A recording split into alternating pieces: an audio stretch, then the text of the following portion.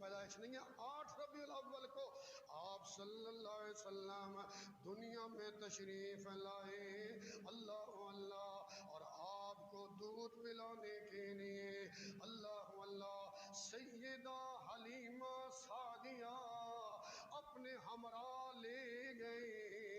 چنانچہ عرب کے دستور کے مطابق باہر قبائل سے عورتیں آیا کرتی تھیں، اللہ اللہ، ساری عورتیں اس بچے کو قریب کرتی ہیں جس کے والدین زندہ ہیں، اور آپ صلی اللہ علیہ وسلم کے بارے میں معلوم ہوتا ہے یہ تو یتیم ہے، اور اللہ قرآن میں بھی فرما رہے ہیں الم یجدک یتیما فآویٰ، اے میرے پیغمبر تیرے رب نے تجھے یتیم پایا، فآویٰ،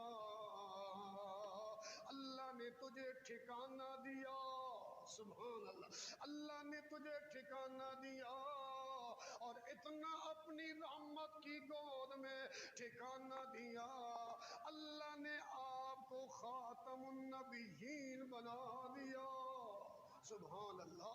تو آپ یتیم ہیں، اس لیے کوئی عورت آپ کے قریب نہیں آتی ہے۔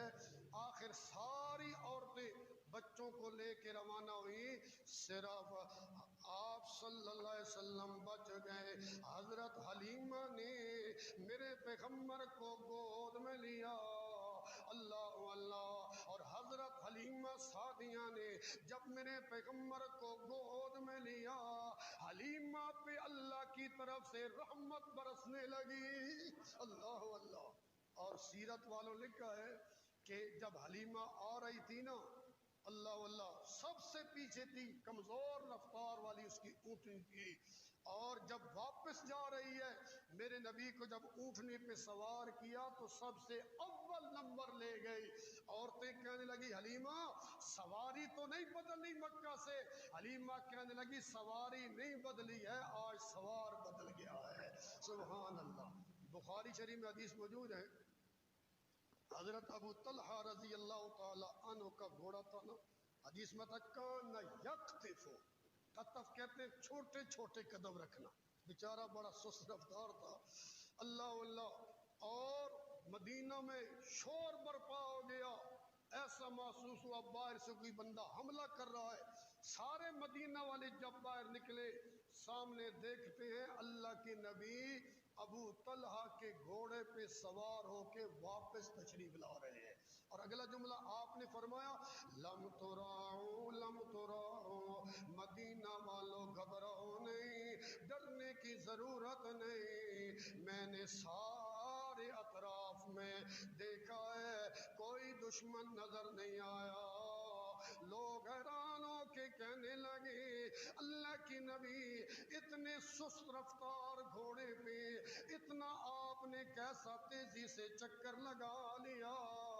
اللہ کے رسول صلی اللہ علیہ وسلم نے فرمایا وجدتہ بہرا، بگوال کے توحیدیوں مزے سے سبحان اللہ کہنی ہے۔ اللہ کی نبی نے فرمایا جب میں محمد اس پہ سوار ہوا میں نے اس کو دریا کی طرح پایا ہے، اس طرح تیز رفتار چلنے لگا۔ میرے پیغمبر کا وجود مقدس رحمتوں کا مرکز ہے، اللہ اللہ، اللہ نے اس گھوڑے کے اندر بھی کمال پیدا کر دیا، جس گھوڑے پہ میرا پیغمبر سوار ہوا۔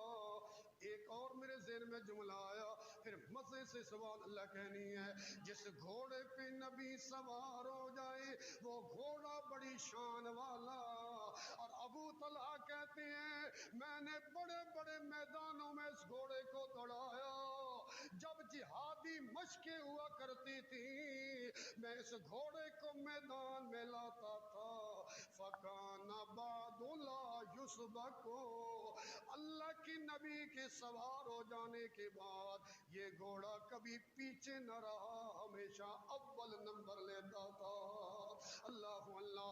جس گھوڑے پہ میرا نبی سوار ہو جائے وہ گھوڑا بڑی شان والا، جس ہستی کے کندھے پہ نبی سوار ہو جائے، اللہ جس ہستی کے کندھے پہ نبی سوار ہو جائے، اللہ اللہ وہ ہستی کتنی شان والی جسے صدیق اکبر کہتے ہیں، اللہ جسے صدیق اکبر کہتے ہیں۔ اس لیے ساری کائنات میں انبیاء کے بعد اللہ نے صدیق کو بھی اول نمبر دیا ہے، اللہ اللہ دیکھو سبحان اللہ۔ تو یہ ضمن میں نے بات عرض کی ہے، اللہ واللہ آپ صلی اللہ علیہ وسلم کو لے کے حلیمہ چل پڑی، اللہ اکبر۔ آپ صلی اللہ علیہ وسلم نے حلیمہ سعدیہ کا دودھ پیا اور سویبہ باندی کا دودھ پیا، اللہ اللہ۔ جب سویبہ باندی کا دودھ پیا، اسی زمانہ میں حضرت امیر حمزہ رضی اللہ تعالی عنہ نے بھی دودھ پیا، اس لیے امیر حمزہ میرے پیغمبر کے چچا بھی ہیں، رضائی بھائی بھی ہیں، اللہ اللہ۔ یہ سارے معاملات اس لیے میں عرض کر رہا ہوں تاکہ میرے دل میں آپ کے دل میں یہ پختہ یقین پیدا ہو جائے، میرے پیغمبر کی ولادت برحق ہے، جو نبی کی ولادت کو برحق مانتا ہے وہ نبی کی بشریت کو بھی حق مانے گا، نبی کی ذات کو بھی حق مانے گا۔ آپ صلی اللہ علیہ وسلم نے 5-6 سال کا عرصہ حلیمہ سعدیہ کی خدمت میں گزارا، ماں سے ملاقات بھی ہونے لگی۔ اسی دوران میرے پیغمبر نے اپنے رضائی بھائیوں کے ہمراہ مل کر جنگل میں بکریاں بھی چرائیں، سبحان اللہ، بکریاں بھی چرائیں۔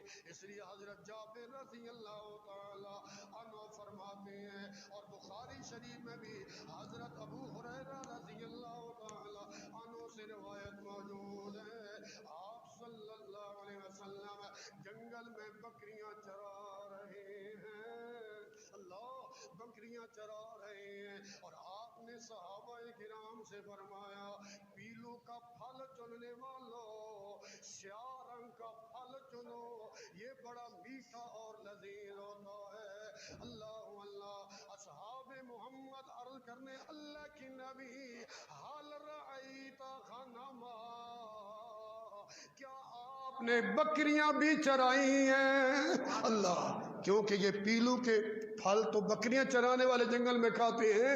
اگلا جملہ میرے نبی نے فرمایا ما من نبی الا وقد رآہا، مزے سے سبحان اللہ کہیے گا، ہر نبی نے بکریاں چرائی ہیں، اللہ، کیونکہ جو بکریاں چراتے ہیں نا ان کے اندر صبر بڑا پیدا ہوتا ہے، اللہ اکبر، سبحان اللہ سبحان اللہ، بڑا صبر ہوتا ہے ان میں۔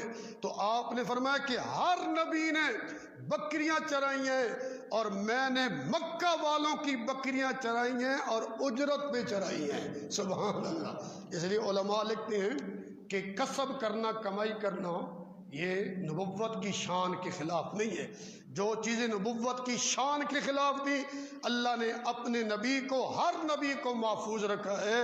تو بکریاں چرائی ہیں، بکریاں چرا کے ابو طالب کی بھی خدمت کی ہے، یہ نہیں ہے کہ ابو طالب نے میرے نبی کو پالا ہے، اللہ اکبر، ابو طالب کے گھرانے کی خدمت کی ہے اس یتیم مکہ نے، اللہ اللہ۔ 25 سال کی عمر ہوئی میرے پیغمبر صلی اللہ علیہ وسلم کی، اللہ اللہ، آپ کی امانت بھی سارے مکہ میں مشہور ہے، آپ کی صداقت بھی سارے مکہ میں مشہور ہے، مکہ والے مانتے تھے کہ محمد امین ہے، محمد صادق ہے، محمد باحیا ہے، محمد با وفا ہے۔ 25 سال کا عرصہ مکہ کی سرزمین میں اس نوجوان نے گزارا ہے، اس کی آنکھوں میں حیا ہے، اس کے کردار میں وفا ہے، سبحان اللہ، ذرا مزے سے بولو سبحان اللہ۔ حضرت خدیجہ رضی اللہ تعالی عنہ نے اپنا مال تجارت دے کر اللہ کے نبی صلی اللہ علیہ وسلم کو شام کی طرف روانہ کیا،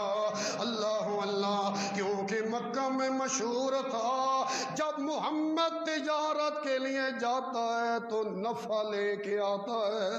اللہ اللہ، حضرت خدیجہ نے اپنا مال آپ کے حوالے کیا، آپ نفع لے کے واپس تشریف لے آئے۔ آپ کی امانت، آپ کی صداقت، آپ کی عقل مندی، آپ کی دانش مندی، آپ کی حیا وفا، آپ کے اعلیٰ کردار کو دیکھ کر حضرت خدیجہ رضی اللہ تعالی عنہا نے آپ کو شادی کی دعوت دی۔ میرے نبی کی عمر 25 سال ہے اور خدیجہ الکبریٰ کی عمر 40 سال ہے۔ اللہ کی نبی نے اس عمر میں شادی کر کے ثابت کیا کہ محمد بیوہ عورتوں کو سہارا دینے والا ہے۔ انشاءاللہ اس کا ذکر آگے آئے گا، میں عرض کروں گا۔ پھر آپ کی عمر مبارک 35 سال کی ہوئی۔ کتنی بھائی؟ بولو کتنی؟ یہ بتاؤ، یہ جو عمر ہے 35 سال 25 سال، یہ بشر کی ہے نا، نور کی تو کوئی عمر کی پتہ ہی نہیں ہوتا نا۔ تو یہ آپ بشر ہے نا، جو اللہ کے نبی کی بشریت کا منکر ہے وہ ولادت کا بھی منکر ہے، اور جو ولادت کا منکر ہے وہ بشریت کا منکر ہے، اور جو ولادت نبی کو مانتا ہے وہ بشریت کو بھی مانتا ہے۔ اس لیے جو بندہ کہنا کہ اللہ کے نبی نور من نور اللہ ہے، سمجھ لو یہ نبی کی ولادت کا منکر ہے۔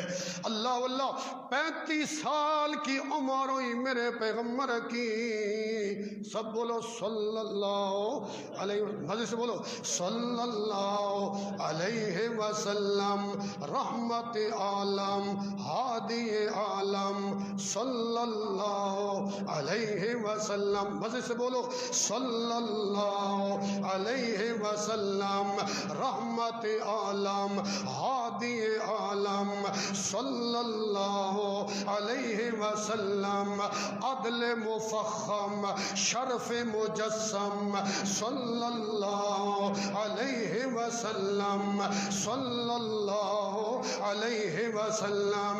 35 سال کی عمر ہوئی، اللہ اللہ، چنانچہ اللہ کے گھر کی تعمیر کا آل مکہ نے ارادہ کر لیا، اللہ اللہ، اور یہ اعلان کر دیا گیا ان اللہ طیب، اللہ خود بھی پاک ہے، اللہ کا گھر بھی پاک ہے، اس لیے کوئی بندہ حرام مال اللہ کے گھر میں نہ لگائے، پاکیزہ مال لے کے آئے۔ چنانچہ سارے مکہ والوں نے اپنی حلال کمائی سے اللہ کے گھر کو تعمیر کیا، اللہ اللہ۔ حجر اسود رکھنے کا موقع آیا، سارے قبائل اکٹھے ہو گئے، ہر ایک کی خواہش تھی کہ یہ ہماری تک قسمت میں یہ شرف آئے، تلواریں نکل آئیں، قریب تھا کہ قتل و قتال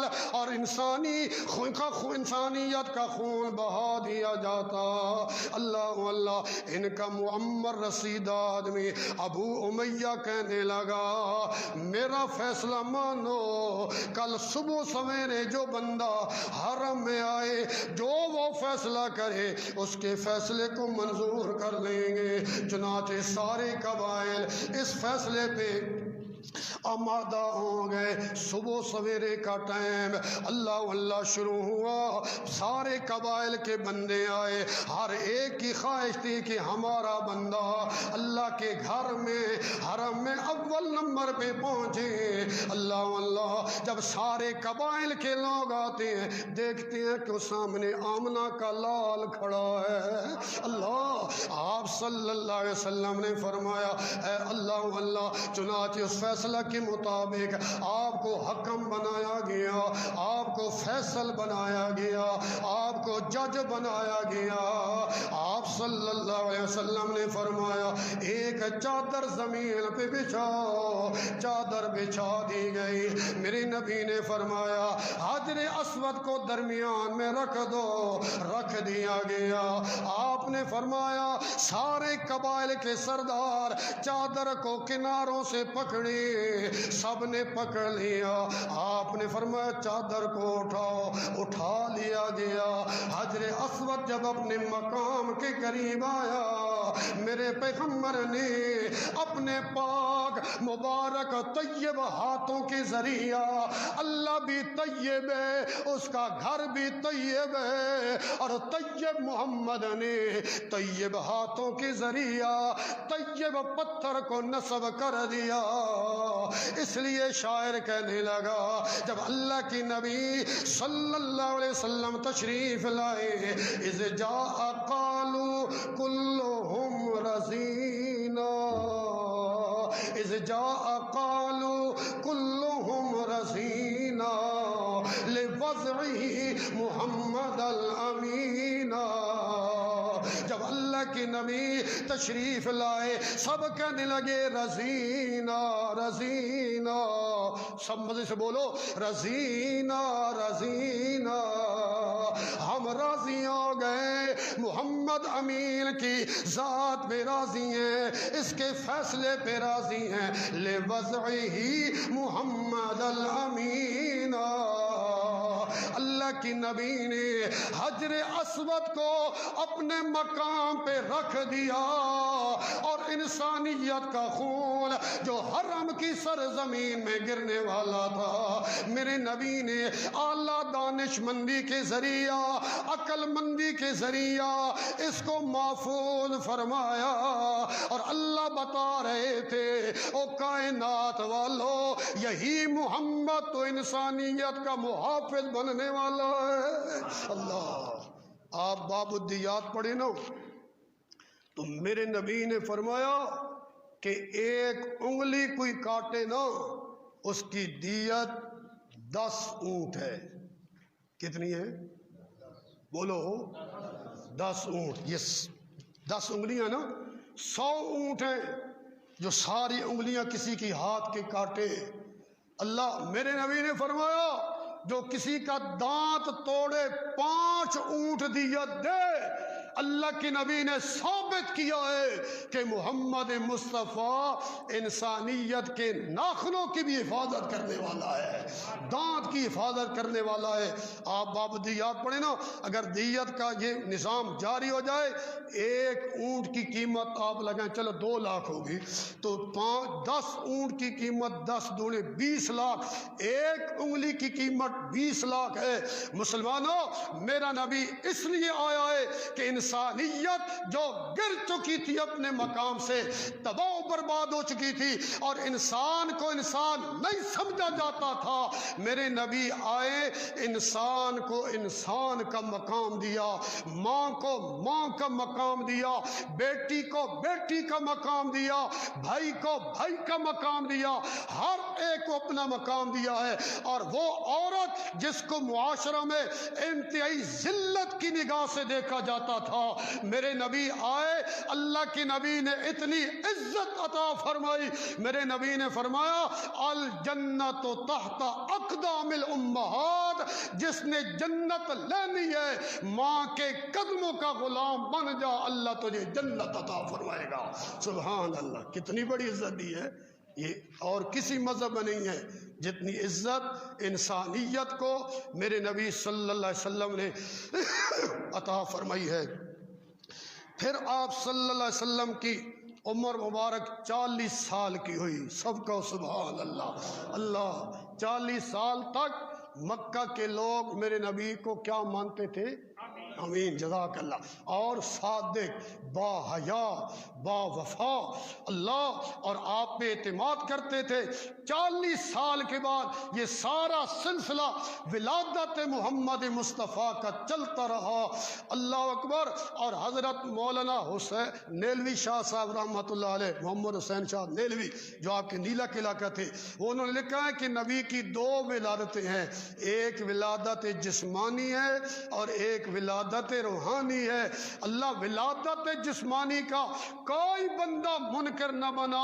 ابو لہب نے اپنی باندی کو آزاد کر دیا تھا، جب میرے پیغمبر دنیا میں تشریف لائے، اس کو پتہ چلا کہ تیرا بھتیجا پیدا ہوا، اس نے خوشی میں اپنی باندی کو سویبہ کو آزاد کیا تھا، جس کا دودھ میرے نبی نے پیا تھا۔ یہ ولادت جسمانی پہ خوشیاں منا رہا ہے، لیکن جب میرے پیغمبر کی ولادت روحانی کا دور شروع ہوا نا، محمد کے بعد رسول اللہ کا دور شروع ہوا، یہی خوشیاں منانے والا میرے نبی کو پتھر مارنے لگا، یہی خوشیاں منانے والے میرے نبی کے قتل کے منصوبے بنانے لگے، اور یہی خوشیاں منانے والے میرے نبی کو قید و بند کی مصیبتوں میں ڈالنے کے منصوبے بنانے لگے۔ اللہ نے فرمایا میرے پیغمبر بڑھتا جا ورفعنا لک ذکرک، جس اللہ نے 40 سال تک تیری حفاظت کی ہے وہ اللہ تجھے اتنا بلند کر دے گا، سارا جہان نیچے رہ جائے گا، آمنہ کا لال سب سے بلند ہو جائے گا۔ انشاءاللہ اگلے جمعہ پہ رسالت کو میں بیان کروں گا، بر وقت تشریف لائے، یہ بڑے اہم ہمارے جمعہ ہیں، اور ساتھیوں کو دعوت بھی دے۔ آپ کے سامنے الحمدللہ یہ قرآن ہمارے سامنے ہے، اللہ کے گھر میں بیٹھے ہیں، فرقہ واریت سے ہٹ کے، تعصب سے ہٹ کے قرآن و سنت کو بیان کرتے ہیں۔ پہلے ہی میں نے عرض کیا تھا کہ جو بندہ فرقہ واریت سے یا تعصب کی نیت سے ممبر پہ بیٹھ کے بیان کرتا ہے اور تاکہ لوگوں میں نفرت پھیلے اور لوگوں میں اختلاف پھیلے، وہ بندہ اللہ کے ہاں بھی محبوب نہیں ہوتا، اللہ کے رسول کے ہاں بھی محبوب نہیں ہوتا، اس پہ اللہ اس کے فرشتوں کی لعنت برستی ہے۔ اس لیے میں اگر فرقہ واریت کی نیت سے، تعصب کی نیت سے بیان کروں، ضد کی نیت سے بیان کروں، مجھ سے بڑا لعنتی جہان میں نہیں ہوگا، لیکن اگر قرآن و سنت کو آپ کے سامنے پیش کروں تو یہ میرا حق ہے آپ کو کہنے کا۔ اس کو مانیے، جو قرآن کو مان گیا سمجھ لو اس کے دل میں ایمان بھی آ گیا، اسلام بھی آ گیا، اور مزے سے ایک دفعہ آخری دفعہ سبحان اللہ کہنی ہے کہ جس کو قرآن مل گیا سارا جہان مل گیا۔ جس کو قرآن مل گیا اس کو ایمان مل گیا، اسلام مل گیا، جنت کا پیغام مل گیا۔